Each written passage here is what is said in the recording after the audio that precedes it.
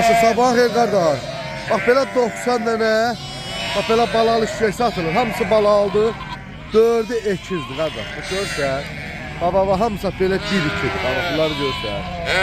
Bir də fevralın 8'idir. Bax əziz qardaş. Bax belə çəkirəm. Hamısı bunların birdir. Bax ekizlər də görsən. Bax bunlar birinci qarına. Bax birinci qarına şişəklərdir qardaş. Görsən hamısı birdir bunların.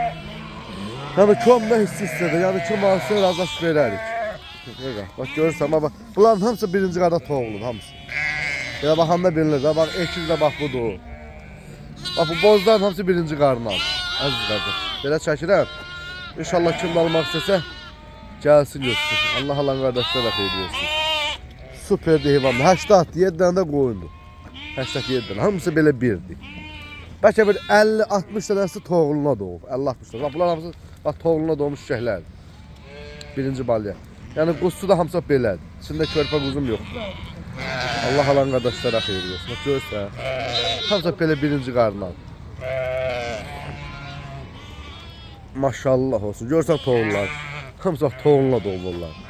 Bak balası bak qız şərə quzu. O birinci qarına. Bak elə quzular var içində. Belə çəkirəm qardaş. İnşallah paylaşaq sataq. Allah alan qardaşlara xeyir versin. Görürsən baba, hamısı bir.